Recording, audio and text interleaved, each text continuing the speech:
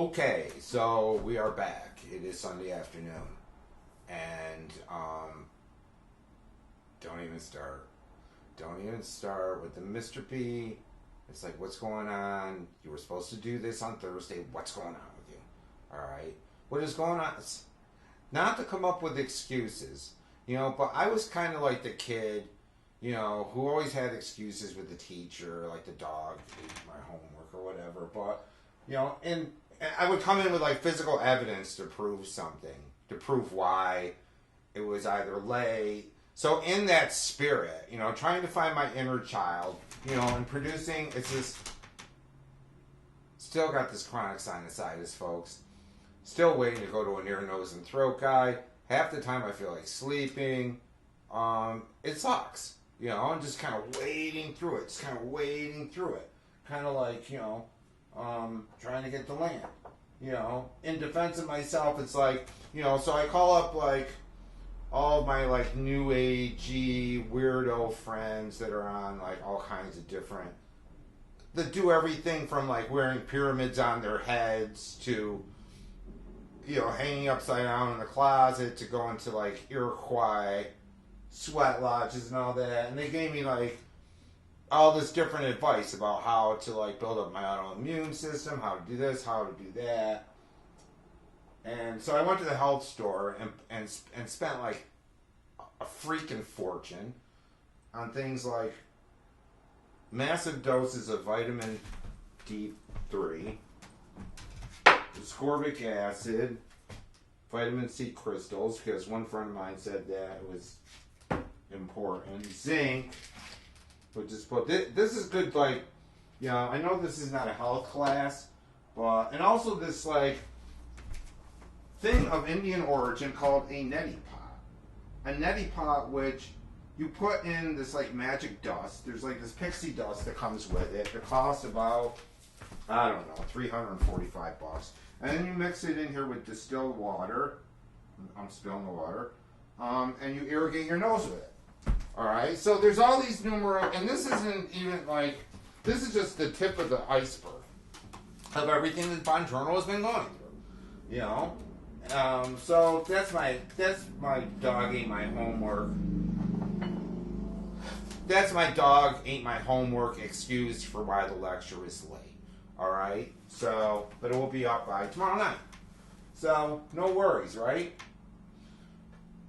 Want to get into some bullet points about what is going on. The big one that should be looming on your horizon and is due Tuesday on Blackboard in the discussion section is the aforementioned 2 to 3 page essay, which you have guidelines for, and should be uploaded by Tuesday. And I will remind you when we get together for class on Tuesday that's got to get out. You got to knock that out of the park. And then what I will ultimately end up doing is, like, I promise you there will be a quick return on the grades. I will print them out. I will grade them. I will scan them. I will send them back to you. By the magic of modern digital technology, you will have it back with the corrections on it.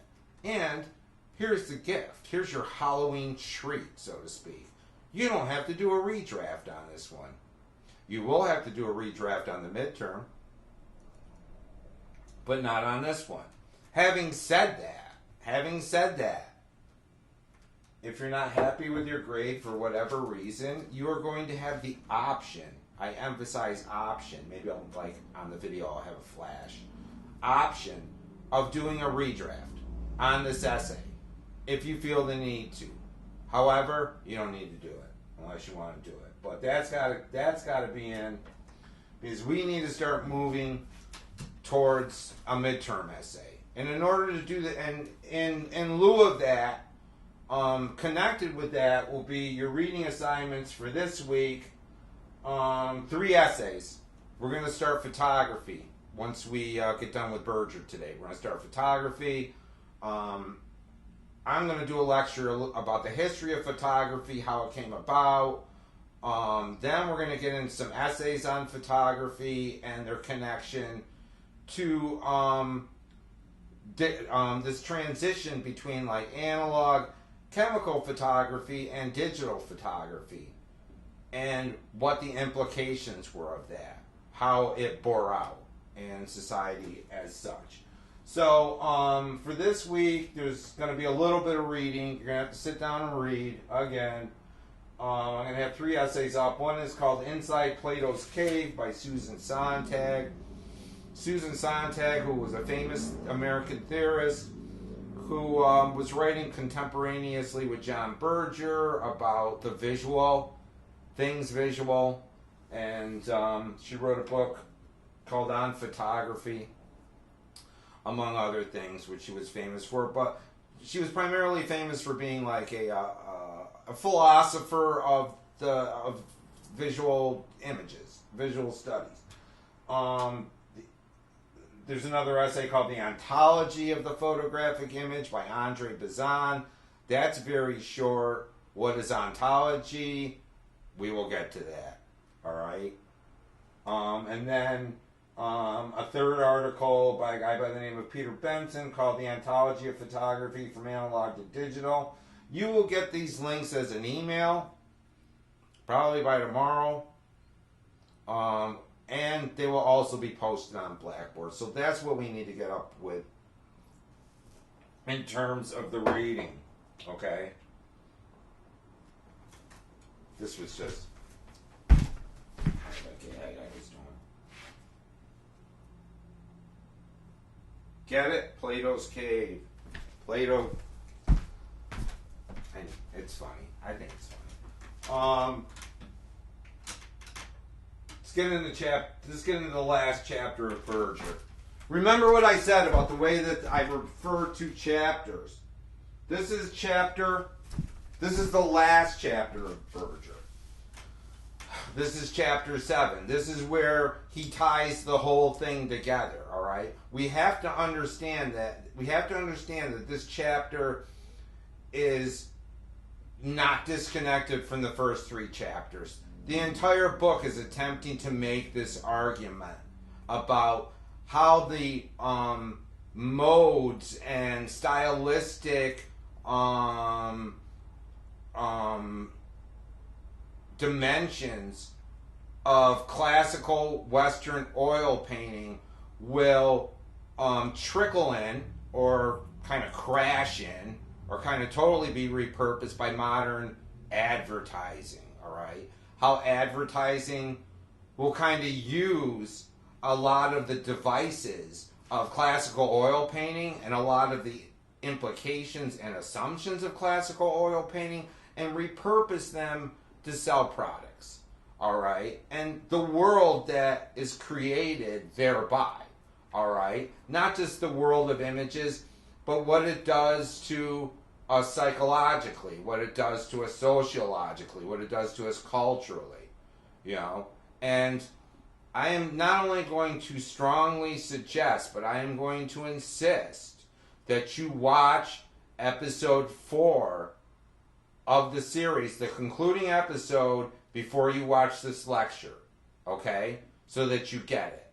Because you need to watch the episode, all right? To see the way he kind of ties it all up together in not a necessarily pretty package, but a package nonetheless. And how the first 3 episodes / chapters will lead up to what he's got to say in the last chapter of the book and in episode 4 of the series. So watch it. Press pause on this. Go over to YouTube. I'll give you a couple seconds to do it.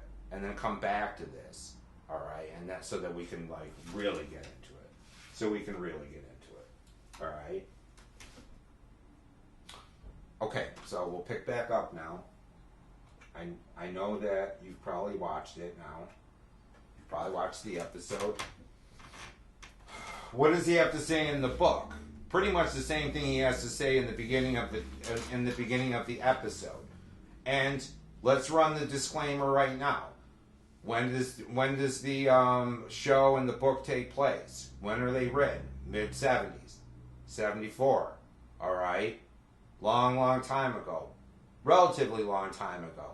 All right. The primary question that we need to be posing with the analysis and assumptions that he in his contentions in the last chapter in the last episode, what we need to ask ourselves is how much does his observations still hold water or still hold validity in 2020?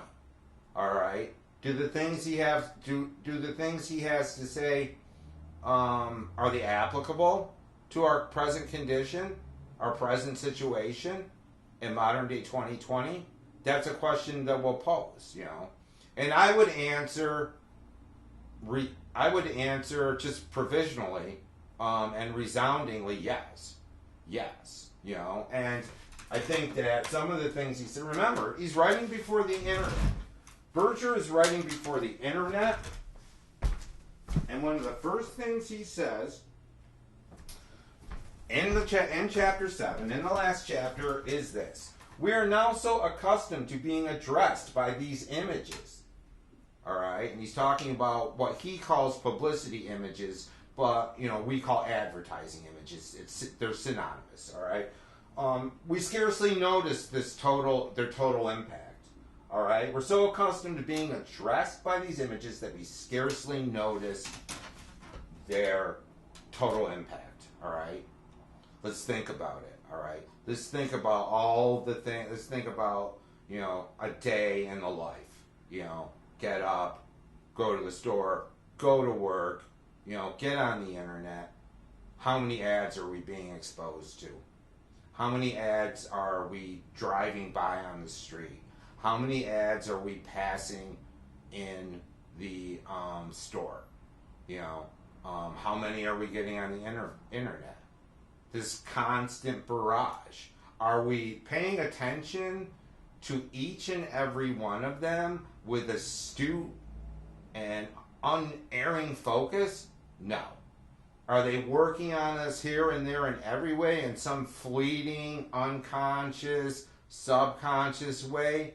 Most likely, we swim in a sea of these images. All right, most of these images, and Berger would contend in this chapter, are attempting to sell us something, to sell us products, to sell us an idea. Right now, in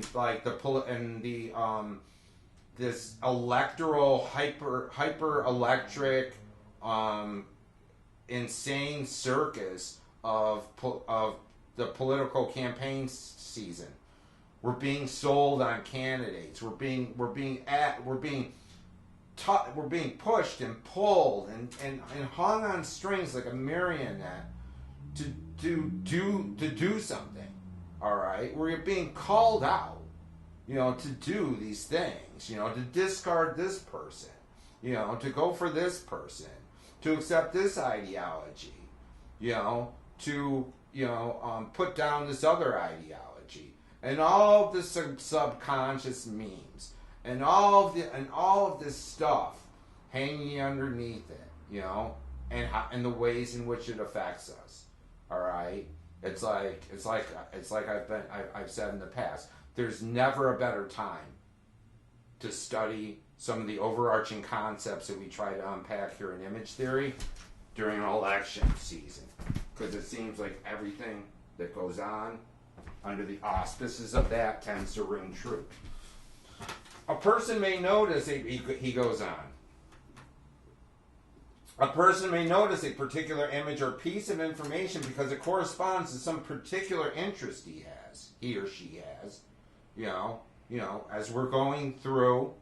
And we understand, and he's writing this before targeted advertising. He is writing this before clickbait.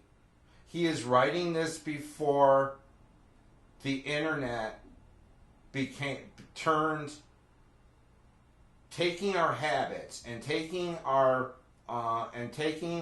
looks and taking our clicks and using them to formulate messages and beam them back to us one-on-one, customized, all right, for our attention, for our perusal, that are usually related to other things that we have either bought or fancied or inquired about in one way or another.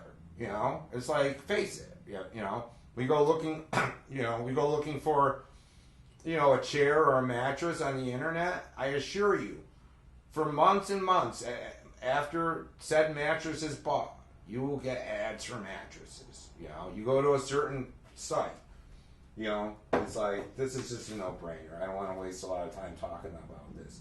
It corresponds to some particular interest he has, It's like, at the time Berger's writing, it's like we still have some autonomy, some say, some exercise of the will in regards to what we decide to look at, all right? But we accept, okay, and then he says this, we accept the total system of publicity images as we accept an element of climate, all right? We accept, but what is he trying to say here? We accept this total, and he calls it a total system, all right? It's not just the one thing. It's not just the other thing. It's not just ads for Trump. It's not just ads for Biden. It's not just ads for Brindisi. It's not just ads for Claudia Tenney. He's saying that the whole thing is a system. And when we read Guy Debord's Society of the Spectacle, he'll clue us in a little more about how this thing is kind of unified. Even though the individual voices within it might be divergent, And he says that we tacitly accept it, like one accepts going out and it raining and getting an umbrella or running to the car. This level of acceptance that this is the world as such, and we accept it. For example, the fact that these images belong to the moment but speak to the future produces a strange effect. This idea that images belong to the moment you see them, right? The moment that you're watching them, but they speak of a future. What does he mean? What do you mean, John Berger? It's like, I'm watching this thing right now. Why do you say that it's pointing to the future? But he says it produces a strange effect, which has become so familiar we scarcely notice it. Once again, this idea of scarcely noticing things, how things go unnoticed, how we surf the internet, boom, boom, boom, boom, boom, boom, boom, boom, boom, right? How much of it do we actually know? Most of it we click out of. Most of it we phase out. We go to a YouTube video. It's like we're either forced to watch something for 15 seconds or we get to click out of it. However, there is tons and tons of research, sociological, neurological research about the efficacy of being exposed to something for 5 seconds, right? Or they wouldn't do it. An advertiser wouldn't invest all this money in an ad that you're going to click on, that you're going to click out of in 5 seconds, unless he had been convinced by a sizable amount of research that thing was still going to lodge itself in there, dare I say, almost like a virus, right? They wouldn't even do it, And all of the risk, benefit, and cost analysis, and demographics of, well, some people won't, some people won't, And there's different, investments that a commercial advertiser will make. For instance, on something like YouTube, to make sure that it's like, I'm sure that the ads that you're forced to watch the entire thing, they got to pay extra, right? Obviously, nothing's for free in this thing, in this game, right? Nothing's for free. It has a strange effect. but it's become so familiar that we scarcely notice it. Usually, it is we who pass the image. All right, he's talking about like walking down the street, or we're driving down the street, and a billboard goes by. It's usually we that pass the image. On a TV screen, it is somewhat different, even though we are theoretically active. All right, so he's making this distinction between, for instance, advertisements that we may or may not pass on the street, and advertisements that we remain stationary in regards to. He says, yet despite this, one has the impression that publicity images or advertising images are continually passing us by. And he uses the metaphor of trains on their way to trains on their way to a distant terminus.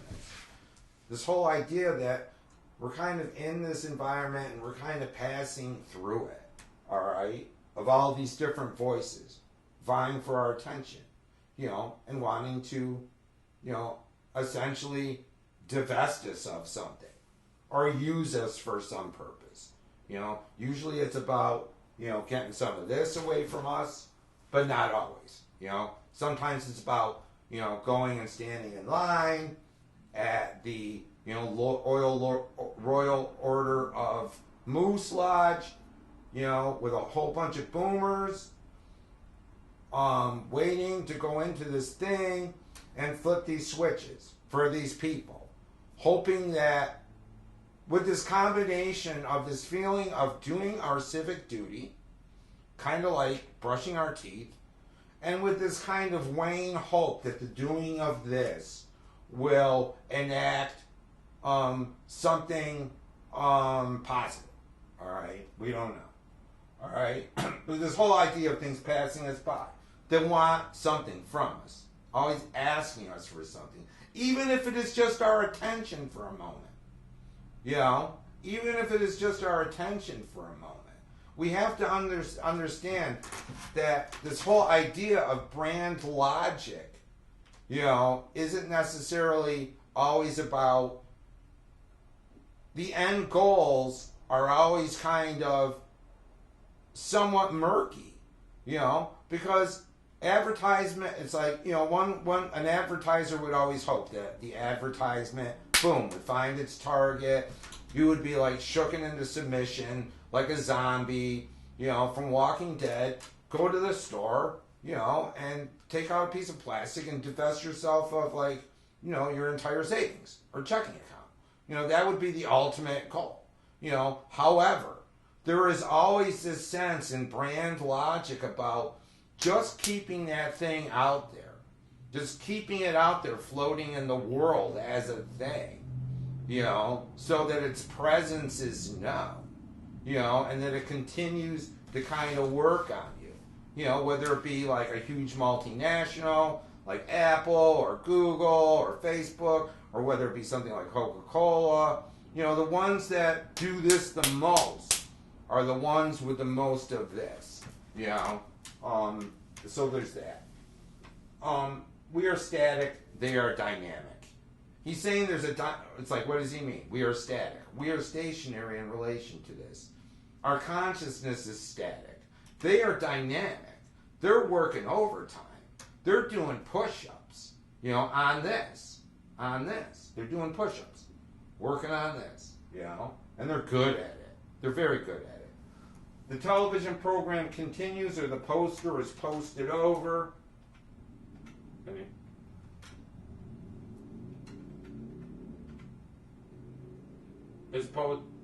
Until the newspaper is thrown away, the television program continues, or the poster is posted over.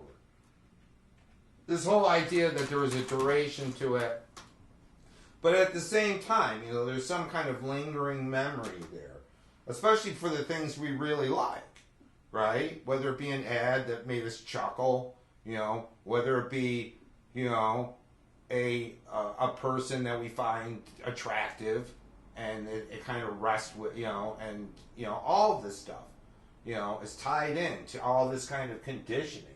Publicity is not merely an assembly of competing messages. Here's where the rubber hits the road. Publicity is not merely an assembly of competing messages, it is a language in itself. which is always being used to make the same general proposal. All right? So he's trying to say the system is a kind of language. All right? It's a language unto itself. What kind of language? It's a language of words and images. You know? And it's always being used to make the same general proposal. He's saying that no matter what the image, you know, whether it's Nike or Adidas, whether it is Coke or Pepsi, whether it is McDonald's or Burger King, there is this unified proposal that it is trying to make to you. Within publicity, choices are offered between this cream and that cream, that car and this car, but publicity as a system, he says, makes only a single proposal. And when we think about this cream or this car or that car, I would also contend this candidate or this candidate, Biden or Trump. It proposes to each of us, this is the proposal part, it proposes to each of us that we transform ourselves or our lives by buying something more. It proposes to each of us that we transform ourselves or our lives by buying something more. And here I use a picture of picture of Times Square to kind of hit home on the point. I mean, Times Square is kind of like, you know, the ultimate version of this kind of like environment of images, right? This more that it proposes, this thing that it proposes, will make us in some way richer, even though we will be poorer by having spent our money. Publicity is never, and then he goes on, right?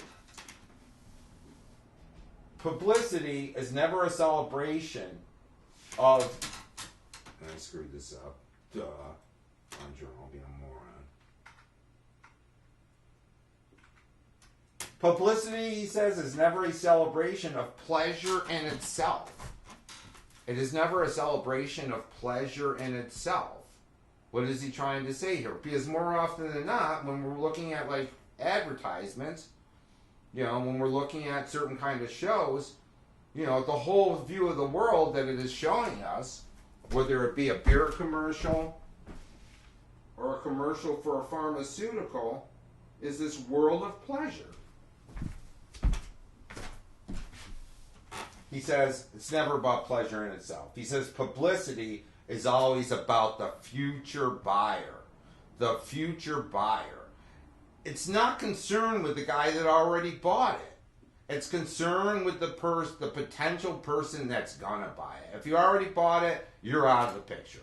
You know, unless it's something that is like perishable and they want you to buy more of it. You know. But it's always about the future buyer. It offers him an image of himself made glamorous by the product. What does the ad do? Offers the buyer an image of himself or herself that is made glamorous by the product or opportunity it is trying to sell us. And he will have this very specific definition of what glamour is.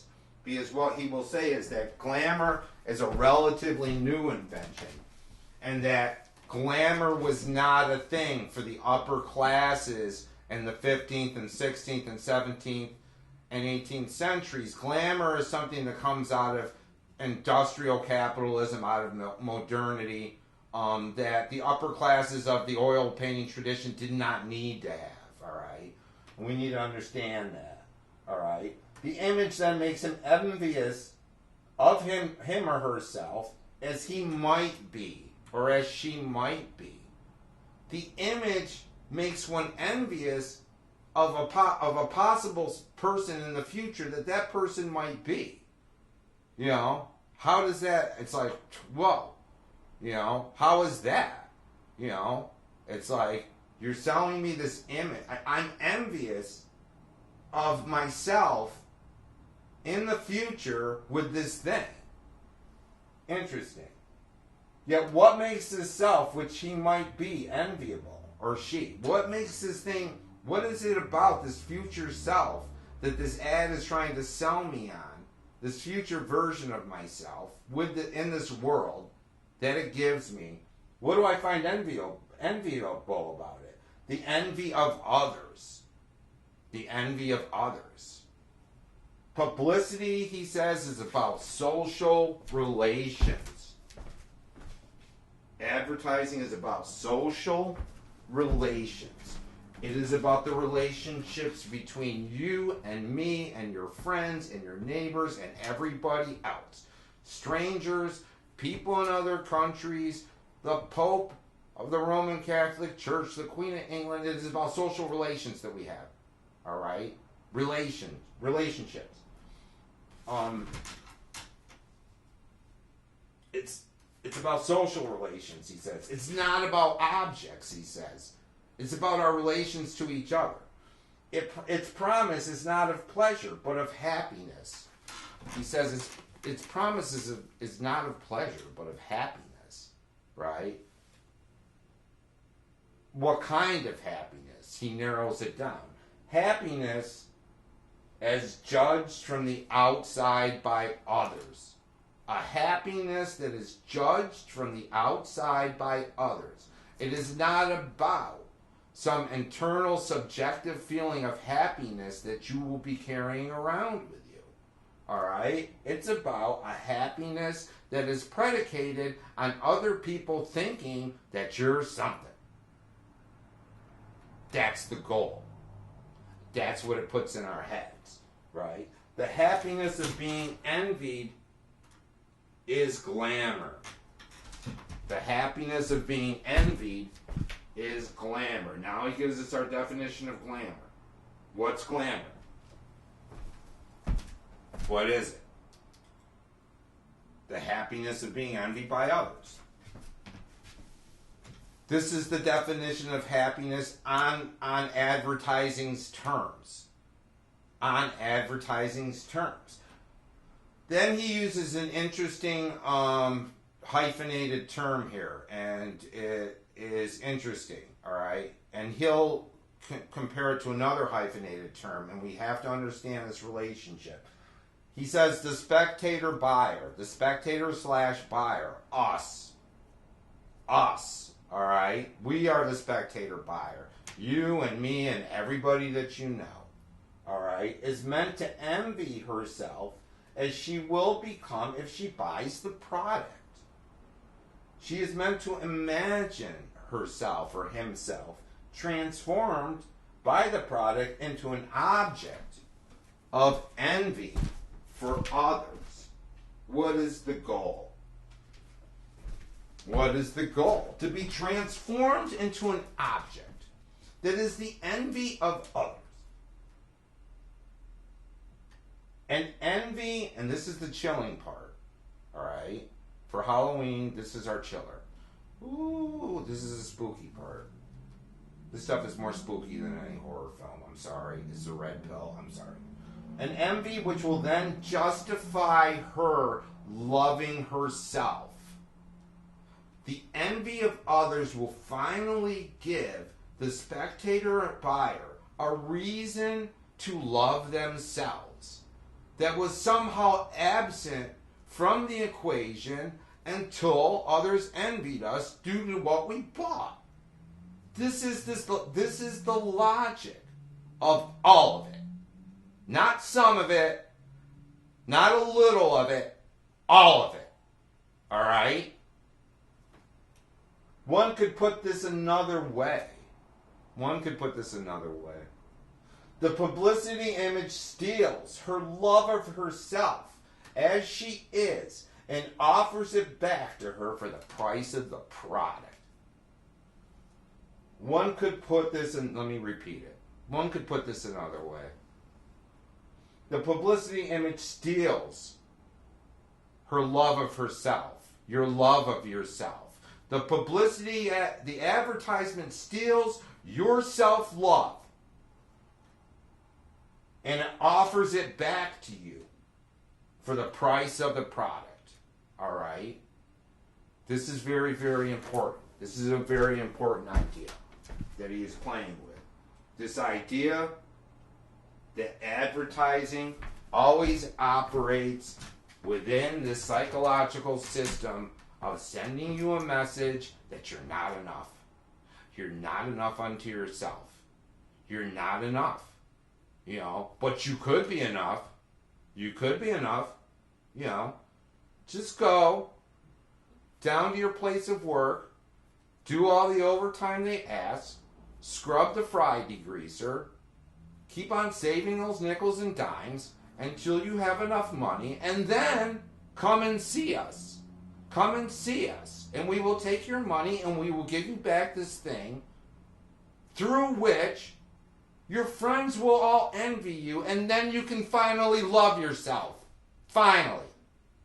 After all that. And I got this little Victoria's Secret thing going on here.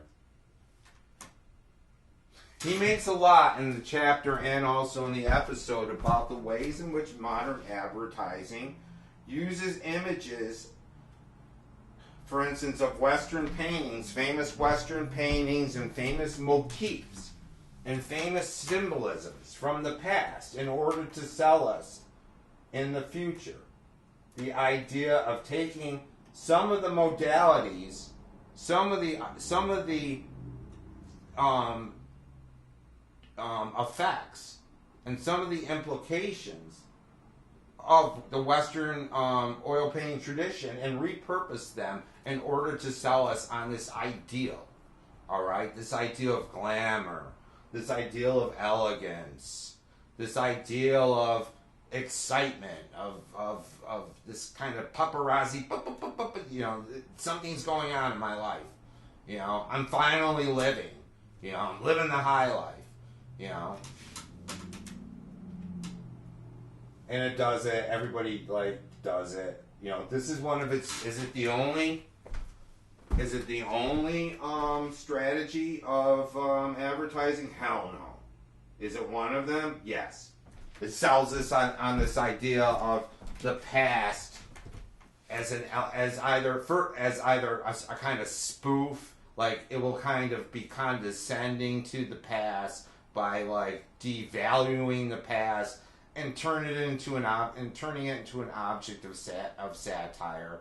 And advertising loves to do that with everything that, you know, prior cultures considered sacred or civilized. It loves to kind of, you know, take the guru on the mountain and turn him into the guy that gives you advice about insurance. You know, it loves to take a certain kind of you know, tradition of art and use it to sell, you know, deodorant.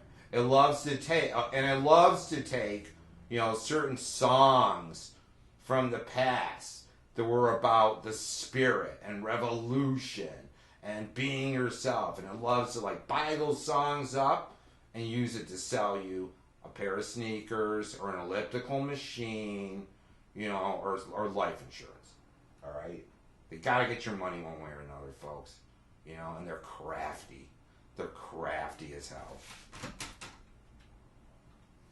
He goes back to makes reference to the oil painting, and he says that the oil painting shows what its owner was all. And this is the distinction that he makes that I was kind of foregrounding before. You know, that, you know, during this period of from 1500 to 1900, this age of the oil painting, when we're talking about the royalty, the landed gentry, you know, the haves, as opposed to the have-nots. The oil painting showed the owner what the owner already possessed. All right, this is the distinction, right? Remember in chapter chapter 5 or chapter 3, depending on how you look at it, episode 3, right? The whole idea of, you know, the owner, you know, having a representation of the things that he or she already has. You know, The oil painting shows what its owner was already enjoying among his possessions and his way of life. It consolidated his own sense of his own value. It's like, he already had it. He already had the stuff that was being depicted. Yeah, I got it.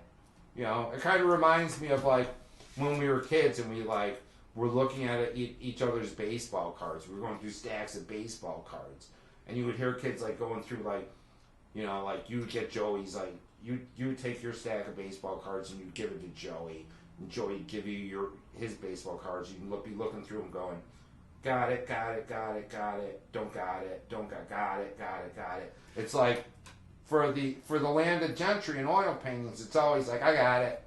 I already got this, right? It consolidated his own sense of his own value. It enhanced his view of himself as he already was. I'm the shit. I have representations of that around me to remind me of how much I got. It began with the facts of his life, right? The paintings embellished the interior in which he actually already lived, all right? So it was merely so all of these images depicted in Western oil paintings that were owned by the upper classes were just these kind of reinforcements and reminders of the powers that they already had. He says, and here's where he starts to make the distinction.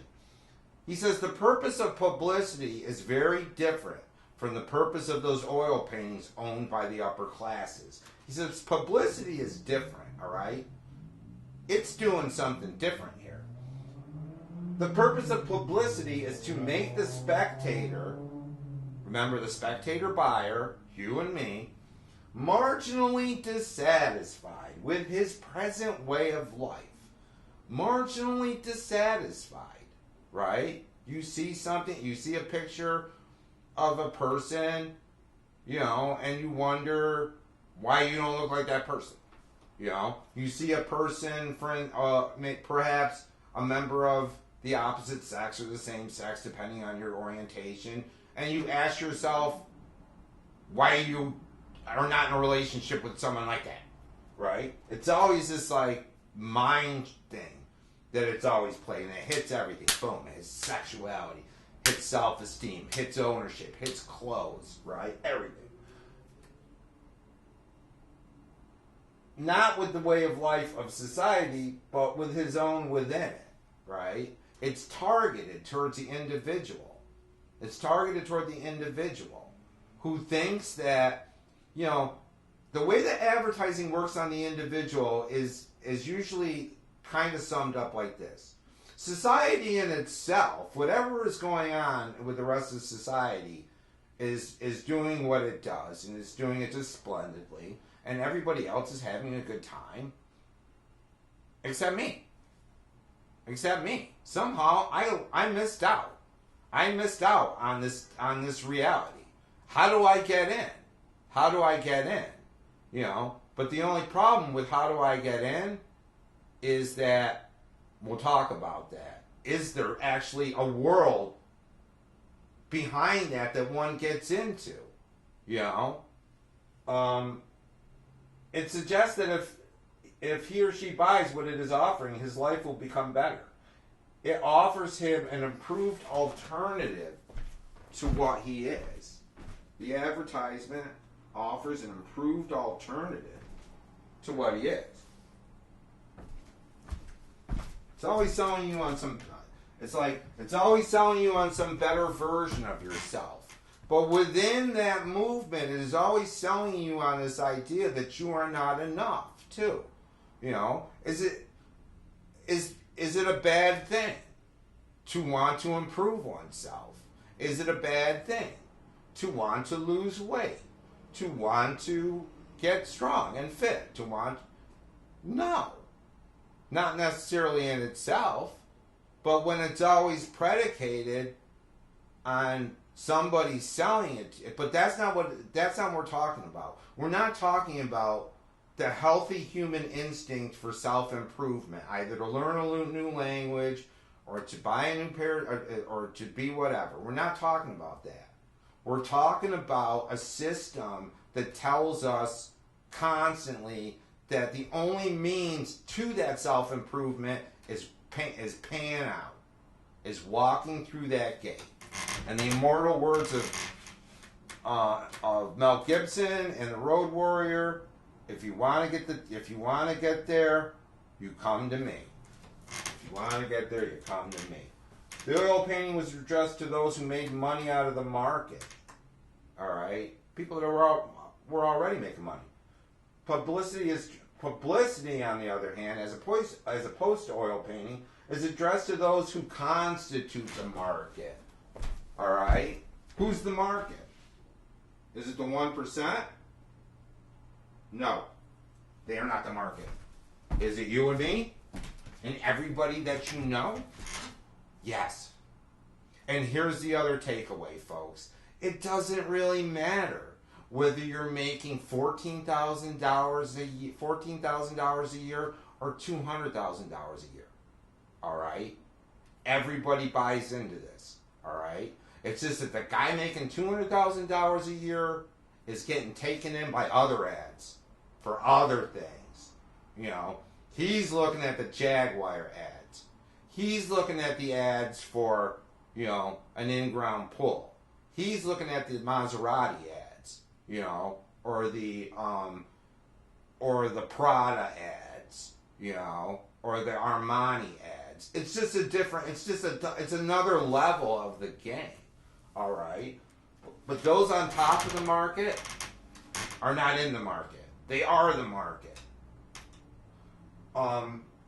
Rather, they control the market. We are the market. We're the ones that the whole thing is set up for. All right. Publicity is addressed to those who constitute the market, to the spectator buyer, who is also the consumer producer. The spectator buyer is also the consumer producer. We essentially, what he's saying here is that we essentially are also the producers of the stuff. We go to the factory and build the stuff.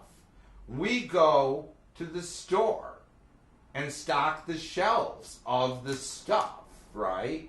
We go with a tool belt and build the stuff, all right? So we are both the buyer of the stuff and the producer of the stuff in this system, from whom profits are made twice over. He's saying that profits are made out of us twice over, 2 times, right? It's like that whole idea of double tapping in the Iraq War, that idea of the drone hitting the bus, and then coming back around and hitting it again to get all the survivors. It's that double tap. All right? The system makes a profit twice over on us. As worker and then as buyer. As worker and then as buyer. All right? First we go to work. And we hand in all these hours. All right? In order for the employer to make a profit off us. All right? If he's not making a profit from us being there, here's the rub of it. If you go to a place and somebody is paying you $15 an hour, all right, and you are only doing $15 an hour worth of work, you get fired. Why do you get fired? Because you're not making a surplus for that person. He or she will go out of business unless you are producing a surplus. All right? So they are making so nobody walks in anywhere and has never done so in human history. No one has ever walked into a place, took their time card out of a slot, put it in the machine, and put it back in without that employer making a profit off you. Because if he wasn't making a profit off you, then he calls you into the office and tells you it's not working out. All right? It's got to be a profit. Then there's another profit. You get whacked again. Because twice over, as the worker and then as the buyer, right?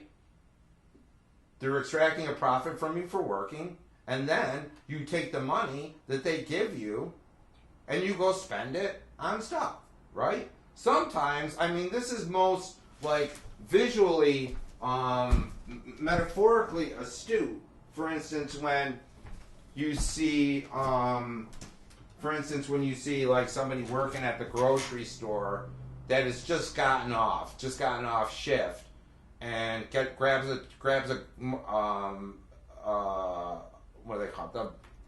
The carriage, the basket, the grocery cart, and goes and buys stuff at the same store they work at, right? At the same store they work at, right? Giving their money back they're giving their money back to the person that just gave it to them, right? Because they need the stuff. The only places relatively free of publicity are the quarters of the very rich. Their money is theirs to keep. Their money is theirs to keep. Your money is to give to them so you can buy the stuff that you either need to survive, or if you have a surplus, the stuff that will make you enviable to other people. So we got these guys up here, and then we got this guy. All right, and nothing against pizza makers that make the world go round. You know, is this guy a far better human being than these people? Most likely. You know, we know that. All publicity, all advertising, Mr. Burgess says, works on anxiety. He says it works on anxiety, right? It makes us anxious. Makes us a little anxious, right? The sum of everything is money. To get money is to overcome anxiety. Because remember how the system is set up. Because what's one of the other things that advertising does exceedingly well? It sells us on fear. It sells us on something, you know, whether it be a medical device or, you know, protecting your identity theft, bad breath, you know, whatever ailment you may or may not have, social ostracism, you know, not being sexually appealing in that particular marketplace, and it is a marketplace, hence the term meat market. The sum of everything is money. To get money is to overcome anxiety in this system. To have money is to overcome anxiety. The whole idea of, like, I got money, it's like the whole idea of having money in the bank. And right now, under the current conditions, you know, this form of anxiety is really kind of driving the ship. It's really kind of driving the whole thing. I would submit to you an article that I cannot bring up right now, but one that I was reading this morning in the New York Times about October 23rd, 2020. Americans have endured economic crises before, but none quite like this one, the one we're going through right now. To capture the depths of the suffering, the New York Times teamed up with local news organizations across the country earlier in the year to document the lives of a dozen Americans who found themselves out of work. For months, we followed them as they dialed unemployment hotlines, applied to hundreds of jobs, and counted every dollar in their bank account for rent and food. All of it while trying to survive a pandemic. Out of work America, it starts. All right, article from the New York Times. A conference call in which everyone on the line was laid off. An email declaring that a restaurant had served its last meal. A phone call from the boss before work saying to come in and pack up all your things. In March and April, as the coronavirus began tearing through the country, Americans lost as many jobs as they did during the Great Depression and the Great Recession combined. 22 million jobs that were there 1 minute and gone the next. A job is a paycheck, an identity, a civic stabilizer, a future builder, During a pandemic, a job loss erases all that when it is needed the most. And then it starts. And it goes person after person. And it goes through the grief and the anguish and the anxiety and the fear and the families falling apart and the families turning to substances and the breakups in relationships due to the fact that this system of advertising that was working so well, if you're not in the if you're in the game and you've got that paycheck, they can keep you. It's like the game works pretty well. When you have a huge swath of the society that is not in this game, and this particular game, things start not working out. Things start not working out for the people that cannot stay in this gerbil's treadmill of chasing the next thing. You know, because that's your identity. That becomes your identity. My job. What I own.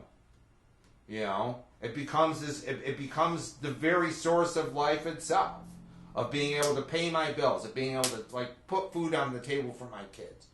You know, and that job, you know, that part in this machine has been turned. The spigot has been turned off for this huge amount of people, far more ever than ever before within this game.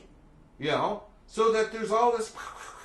So the advertising industry kind of likes this and kind of doesn't. All right, the certain aspects of the advertising industry, they're covering goods and services that provide for this anxiety, to overcome this anxiety. They're doing pretty good. All right, but there's also this like unease with the people making the stuff and producing the stuff and advertising the stuff. That if all these people are out of work, it's like, wait a minute. It's kind of like it's all connected. It's all connected. You know, because the people that are making the stuff, unless you got people to buy it, what are you going to do? You got to stop making the stuff. Or you got to start like making it with less people, you know, because you're not making a profit. So usually the first step in this game, if you're still making a profit at all, is that you take a whole bunch of people and you say, see ya, right? And then the people that you got left over, and I'm sure many of you have already been here over the summer. Many of you have been in situations where you had 8 co-workers, now you got 4. All right? And guess what? The same amount of cars is going through the drive-thru. The same amount of people are lining up at the cash register. But now, instead of having 8 people on the crew, the manager's got 4. So do the math. Do the math. How much more work do you have to do for the same amount of money? For the same amount. 2 times. This is like this is like second grade math, really. This is like one of those word problems, you know. Elijah, you know, had 16 marbles. You know, it's like one of those fucking things, you know. And it's a nightmare for a lot of people. What else does the system say? Money is life. Not in the sense that without money you starve. Not in the sense that capital gives one class power over the entire lives of another class, but in the sense that money is the token of and the key to every human capacity. The money is the glue. The money is the grease on the wheels of the society. The money is the motivator. Without money, nothing happens in your individual life or in society as such. You need money for the machine to keep going. All right? The power to spend money is the power to live. The power to spend money is the power to live. We live in a system that if you got the money, you get to live. Because you got the health insurance. Because you can feed your kids. Because you can feed yourself. Because you can clothe yourself. Because you're not out on the street. You got this, you get to live. None of this, life becomes a struggle. And sometimes, under some conditions, and I can name numerous examples, and it's not an exaggeration, if you don't have this, you die. You don't get to live. And you can think of numerous examples where that happens. People are dying all the time without health insurance. Because they either didn't get in and they didn't get diagnosed because they held off on going to the doctor because they didn't have health insurance. So they waited for things to get worse and worse and worse, and then they died because they didn't have health insurance. Or they finally got in there and the doctor came in with this solemn look on his face, with the mom and the dad and the 4-year-old kid, and said, she's got blah, blah, blah. But in order to fix blah, blah, and she will die without blah, blah, blah. But in order to fix blah, blah, blah, it was going to cost you $475,000.89. At which point, the mom and the dad look at each other and they say, what do we do now? And oftentimes, what will happen at that point will be things like fundraisers down at the local firehouse, and fundraisers at the local bar to get the money to treat Bobby's leukemia. Or so-and-so's blah, blah, blah, blah, blah. Because they don't have the money. So you got to have a fundraiser to save your kid. That's the system that we live in. Having a fundraiser to save your child's life. Power to spend money is the power to live. According to the legends of publicity, those who lack the power to spend money become literally faceless. You don't have money, you're one of the faceless masses. And here's a picture to exemplify it from an ad. The faceless masses. Those who lack the power to spend money become literally faceless. Those who have the power become lovable. Those who have the power become lovable. You ever notice how many friends you have when you're flush as opposed to when you're not? Is it always the case? No. But when you win the lottery, it's like, oh, son, you got all these friends you didn't know you had. So this whole idea that those who have no power, those who have the power and the money become lovable. Those who don't have it, it's like, we pass them on the street, folks. We pass them on the street. They come up to the car every once in a while with their hand out, and if we have some change in our pocket, we give it to them. Or maybe not.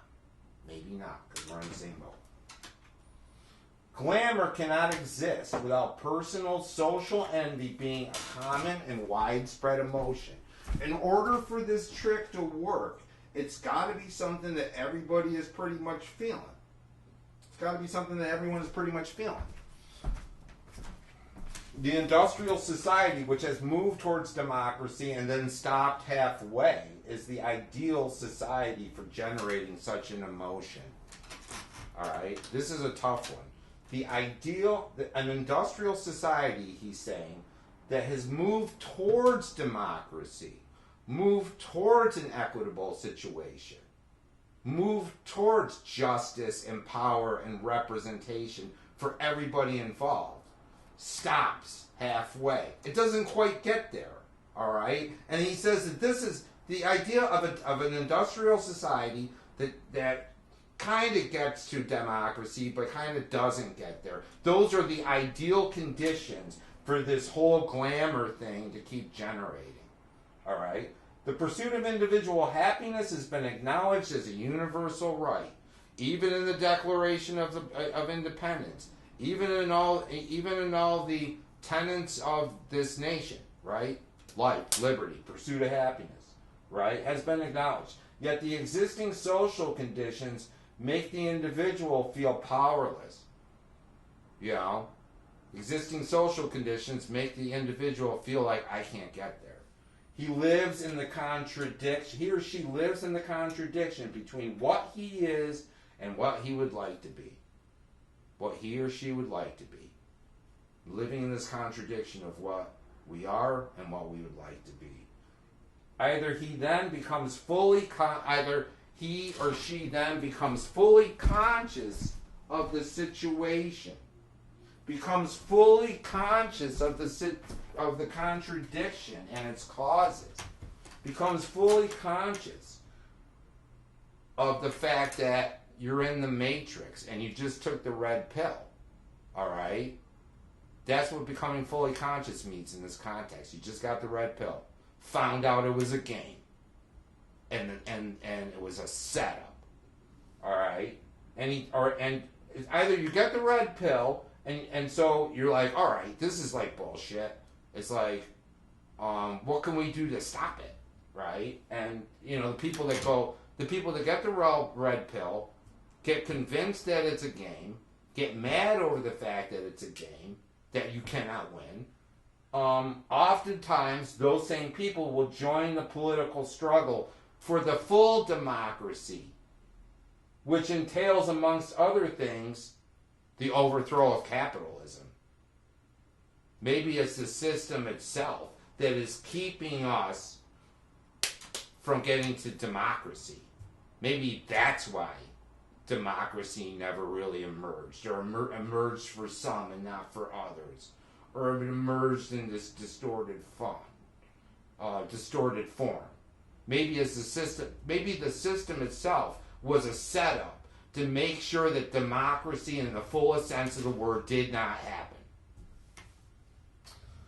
Or else he lives. So either a person gets the red pill, gets on board with Morpheus, and says, "Well, it's like this is a shit show. I gotta do my part." All right. Or what's the other option? All right. Now you have the red pill. Now you just found out. All right. It's like there's an option here. I can either help to get rid of this thing that's killing us, ruining our lives, or else he lives continually subject to an envy which, compounded with a sense of powerlessness, dissolves into recurrent daydreams. And those of you that just watched the episode will know that.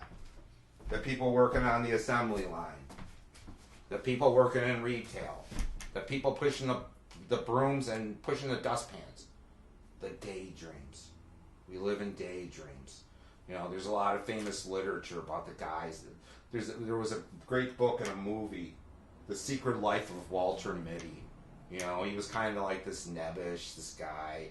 The movie Brazil by Terry Gilliam, perfect example. The guy, worked with these fantasies of what life could be, right? And what is it, really? It's Cypher from the Matrix wanting to go back into the Matrix and wondering why the hell he took the red pill. I just want to be left alone. I just want to be entertained. I just want the world to just continue the way it is outside and leave me alone. Leave me to my fantasy box that I'm watching every single night when I get home, and just leave me alone. Leave me to my golf game and let the world just do what it's got to do. That's a choice. That's a choice that you make. You make that choice or you don't. The one choice, I hate to tell you, choice A usually involves busting your ass at one level or another. It usually involves setting your alarm clock. It usually involves organizing, and maybe things being difficult.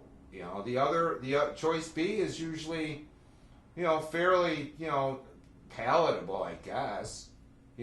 But here's the thing I want to bring up. All right, that guy who chooses to come home, work his shift, go home at night, watch the box, eat his frozen pizza, and not be bothered. The way things are going in this country, he might have some rude awakenings about being able to hide out at the level that he or she is hiding out right now. Because all of that might get taken away. It might get taken away. Even the hiding out from it. You know, how's that for a kick in the ass? Even the hiding out from it may soon be taken away. Alright? And often is. And often is. So that's that with this chapter. Sorry to get so heated up about it, but you know, it is what it is. It is what it is, you know. And you know, so what does the red pill look like? You know, in these final moments, I'll say I don't necessarily know. I don't necessarily know what the red pill looks like. You know, but for one of the things that I personally am attempting to do, as both a documentary filmmaker and as an academic, is to raise consciousness and raise awareness with y'all to understand, you know, how the game is rigged, where it's going, and possibly how to organize and maybe like push forward to the democracy that stopped halfway. Because your boomer and Gen X relatives were okay with it stopping halfway. Because the system was still working. You know? The system, it stopped working. It stopped working. And here's the eeriest part about it. Alright? And here's the part that people don't want to hear. And here's the part that I might be totally full of malarkey about. But if you think for a minute that simply by the act of going to the Royal Order of Moose and standing in line and throwing a certain buzzer for a certain person that you don't know from Adam, if you are still of the belief that that is going to put this careening train that has been off the track now for some time back on the track, you might be kidding yourself. It might take a little more than that. It may take a lot more than that. Alright? But we'll see. We'll see what the near future holds. Hopefully it won't.